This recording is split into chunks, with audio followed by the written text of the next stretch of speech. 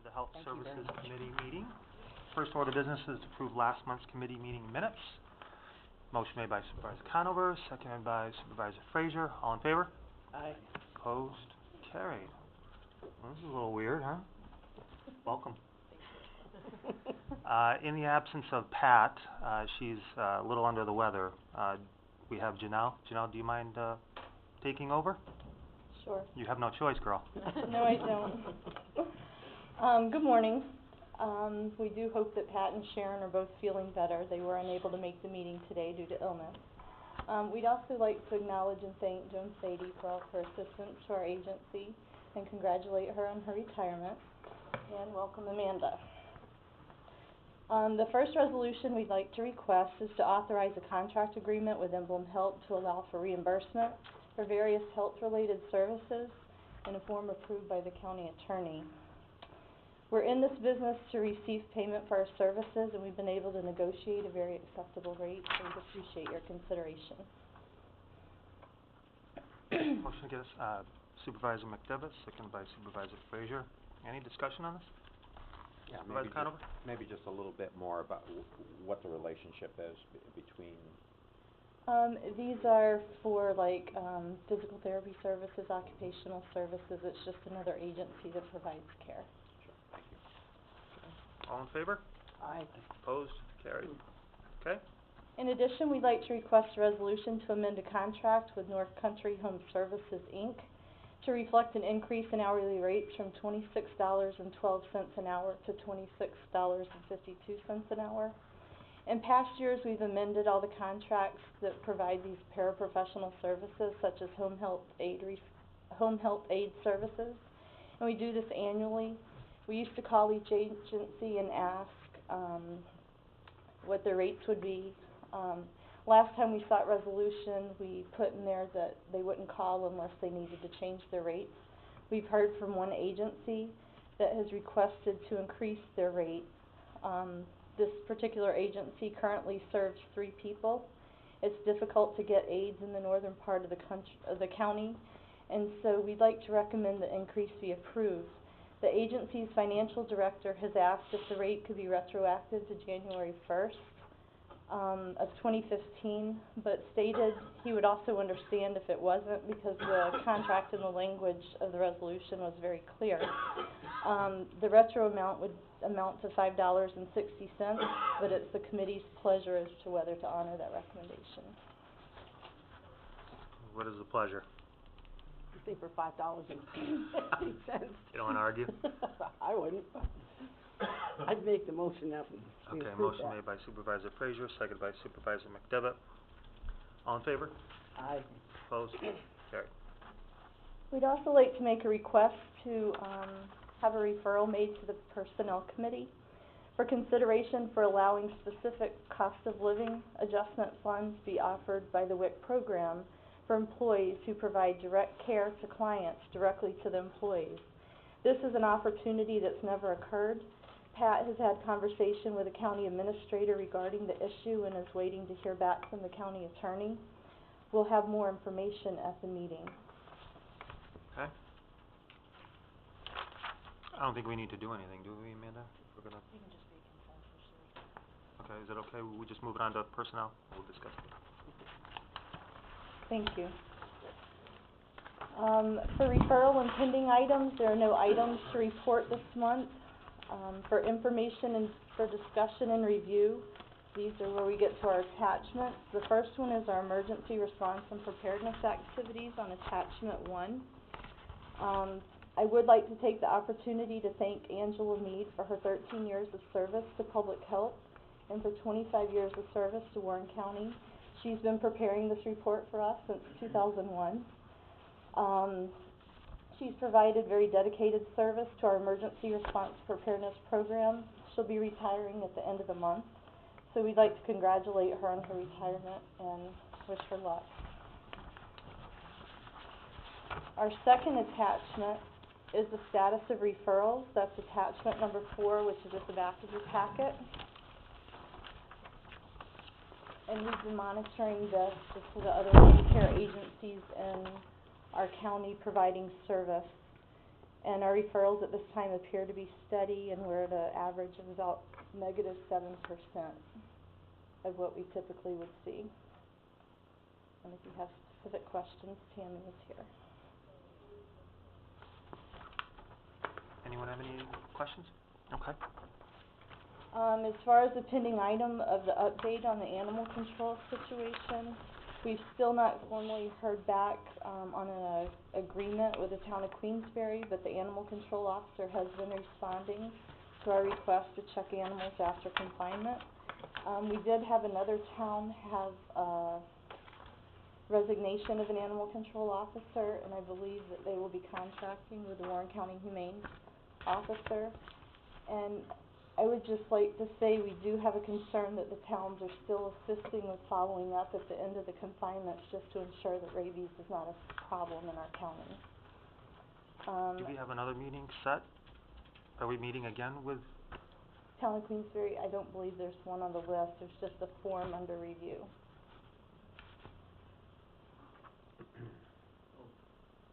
Supervisor Stroud? We worked out the arrangement, and we agreed on the terms, and I gave my oral approval. Okay. There was nothing ever indicated to me that we needed anything written beyond that, so as far as I'm, Thank you. the agreement's done and Okay. signed, not signed, sealed, and delivered, Perfect. orally agreed to. Perfect, thank you very much, and we have been getting good response from Jim. Yes. Thank you. Yes, I'm sorry. Mr. Chairman, I just think, use this as a point just to state once again that really the leadership role that I think Queensbury has been providing for some time now in this area through Mr. Fitzgerald, their animal control officer. I know that he has, in the town of Queensbury, have extended themselves to other municipalities, and we certainly do appreciate all of that, up to and including even helping us purchase certain specific pieces of equipment. So I think it would be remiss to not, state that for the record. Thank you. Jim would be very pleased to hear that, and I'll pass it on. All right, our fourth attachment is our reports of expenditures, revenues, overtime, and per diem used for 2014. Please refer to attachment number 2. Again, regarding our revenues and expenses, we did just close yesterday our child long-term and MCH billing for the month of March. So revenues right now reflect $681,741, but I have close to another $315,000 I'll be adding to that, so we'll be closer to $1 million, if you want to say that, as of the end of March. Regarding salaries, again, we remain still under last year at this time. We're 25.19% of the budget this year, and last year at this time we were 26.45%. Down in every category for regular overtime and part-time, which is good. Again, unfortunately, a lot of the reason for this regular salary being down is we still have nursing positions, and we've had, as you say, we're getting ready for some that are retiring, and then some that were still in the place. I believe we did just fill one position that will be starting in May. On our attachment number 3, which is the comparison of last year to this year, we did not have a meeting last year, so I was able to recreate the numbers with our budget performance report. And again, you'll see that even though our revenues are down, they're comparable. Another $300,000, $315,000 would be added to current this year. We are under in expenses.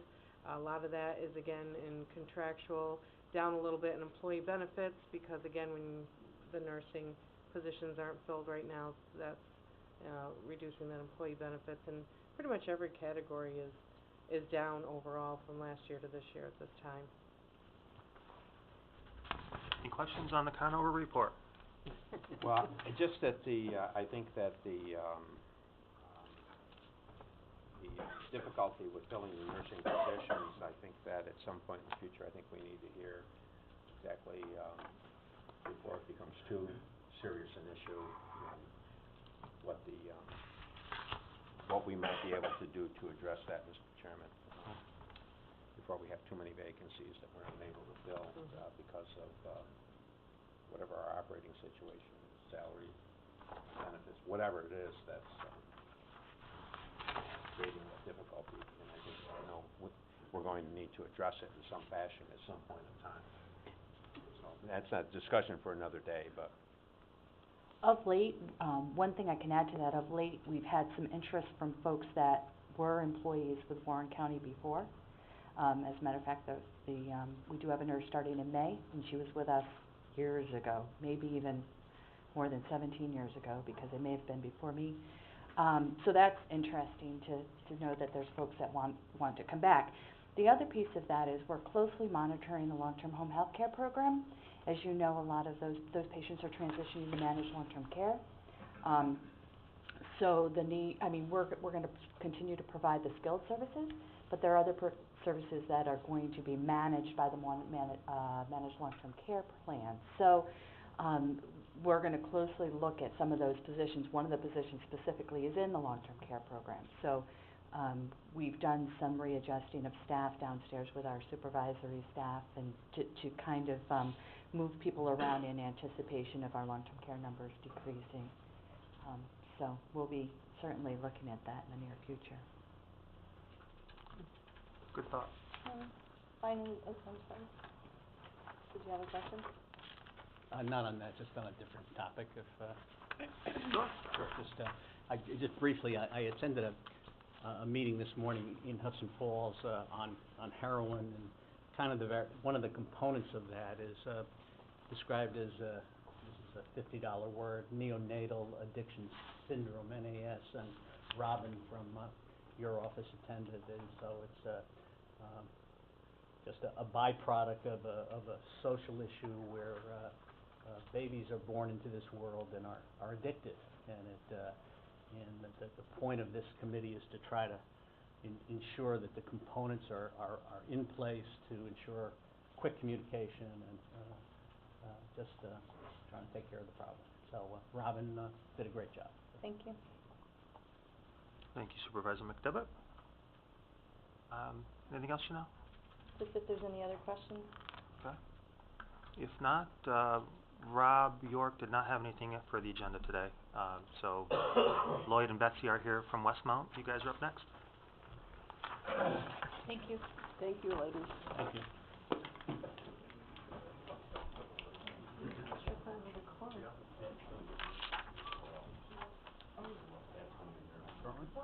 Yeah, it all seems to be doing good today.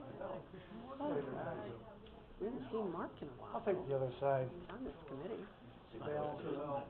No, No, Balance out the room. not polite. How are you, Bets? I guess I just don't see you running if you aren't gonna have any time to devote to. Mr. Cote. No, I mean, You can do it or you can't do it. Nothing political, nothing, just. just because you don't have time to do it. Yeah. Yep.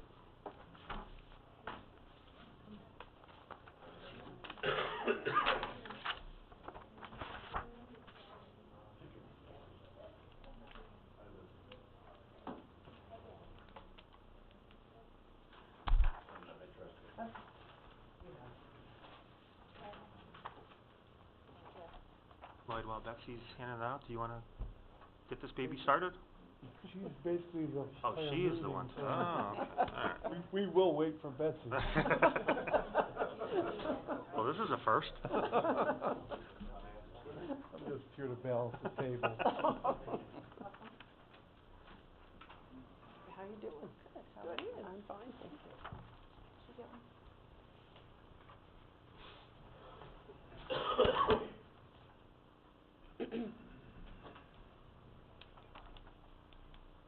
One-woman show today. Same thing up in Warrensburg right now, but putting our committee together for Monday. You running ragged now with your No, I'm okay. 3-4 jobs? When you're ready, Betsy.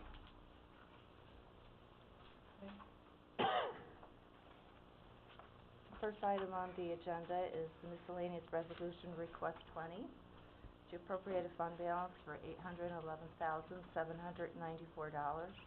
to cover budget amendments. We did pretty well with our fund balance this year.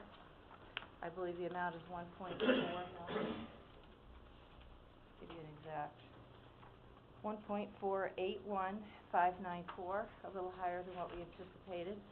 And I attribute this to IGT, the universal settlement, and the cogen rate appeal that we have in there. So I'm requesting to appropriate a fund balance of $811,000. Okay. Motion made by Supervisor Frazier, seconded by Supervisor McDevitt. Any discussion? All in favor? Aye. Opposed? Carried. Item 2. Second item on the agenda, to amend county budget. Request to amend various 2015 revenue and expenditures to meet the needs of Westmont Health Facility. That is the major handout, and pretty much what I'm doing is I am increasing all of our revenues to support the increase in all of our expenditures. I believe when the adopted budget went through, we had 5 months worth of expenditures and revenues in there. This will allow for an additional 5 months. Basically, all I did was double what was there, what was accrued for the first 5 months. I have a couple of exceptions. 2 in the revenue area. Our private pay rate increased $10 per day in February. So I doubled and put an additional $30,000 in there to cover the increase beginning in February right through to October. I also increased our Medicaid revenues. Our Medicaid rate increased substantially because of we're now being paid for our cogeneration appeals. Not the appeals, but the interest and the depreciation, correct. So that went up, I think about $17 a day. So that's an additional $361,000. A couple of areas in our expenditures that I did not include was our liability insurance that's already been paid for, our general insurance, which is already, general insurance and liability, which has already been paid for, and our workers' comp, which has already been paid for. So I did not budget for that. I also excluded the IGT. I did not double the IGT revenue that was put in there. So that's about it. Question? Supervisor Conover. Thank you, Mr. Chairman. That total dollar amount from June 1 to September, some date in September. October 1. 5 months. 5 months is how much?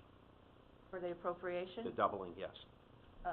Well, the appropriation is $811,000, but the total amount, if you look at your last page, it'll tell you. Second to last page.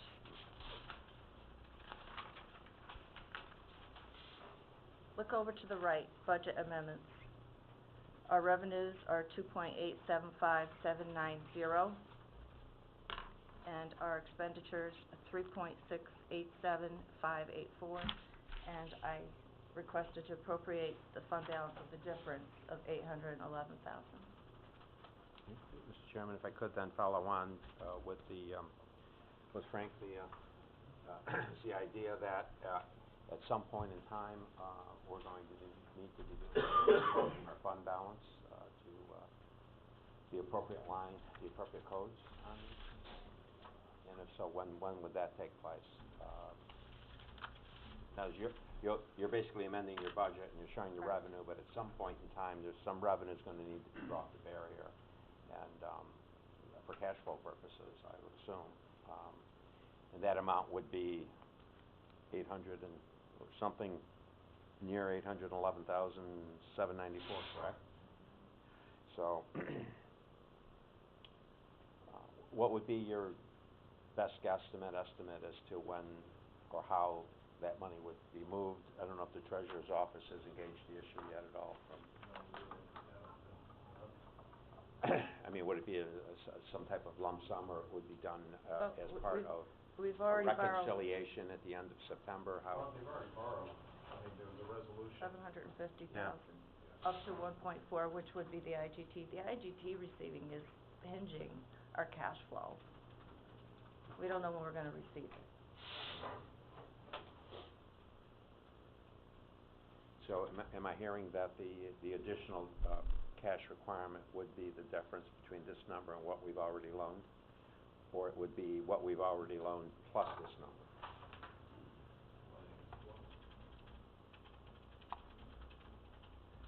Well, we've loaned them the 1.4 million, and the other 400,000 from before, so they're up to 1.8 million. But once the IDC money comes in, hopefully that will cover what we've loaned.